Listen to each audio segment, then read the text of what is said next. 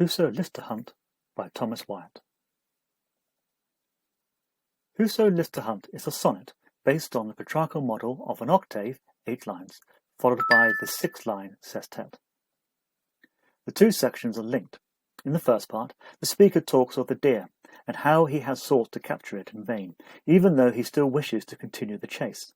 In the second section, he warns other would-be hunters not to pursue the deer, since it belongs to Caesar and is difficult to control. The poem is probably an analogy for Wyatt's fruitless pursuit of Anne Boleyn, who became Henry VIII's mistress, and then, later, his wife and queen. The deer is Anne, the reference to Caesar is King Henry, and the hunters are the many admirers that Anne had in court, something which was to lead to her eventual downfall, nearly taking Wyatt with her. Like most early sonnets, the love on display is unrequited. The speaker fails to catch his love. It's not clear whether the object of his affections is aware of him, since he is of them that farthest cometh behind. And yet, the speaker still cannot quite bring himself to abandon the chase. His wearied mind still follows, but immediately afterwards there is a caesura, and a final admission that he will leave off. The attitude of the speaker towards his love is similarly ambiguous. On the one hand, the deer is worthy of attention since he, and many others, have persevered in the chase, and yet, on the other hand, at the sonnet's conclusion, she is wild and difficult to control. Earlier, she is compared to the wind, which too is a free-moving spirit. Is this a case of resentment, sour grapes even, with the speaker dismissing his love? Is there even a suggestion of misogyny? After all, the expectation of early modern society was that women should be subjugate, suppliant, and submissive.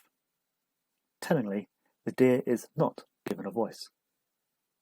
Furthermore, the woman is depicted as an animal, a trophy for a man to possess. Wyatt's use of the hunting metaphor in his poem calls to mind the Greek goddess Artemis, Diana to the Romans, who, as well as being the goddess of hunting, was also, perhaps ironically in this case, goddess of chastity.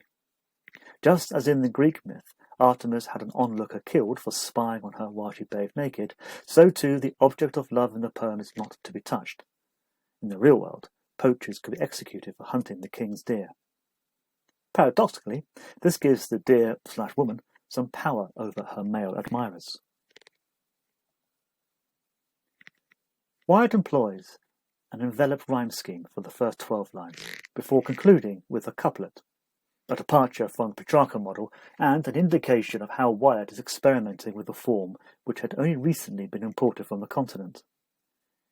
The enveloped rhyme also breaks the poem's argument down to 3 quatrains, plus the couplet, which would be a model that Shakespeare would take up and develop further in his sonnet some 60 years later.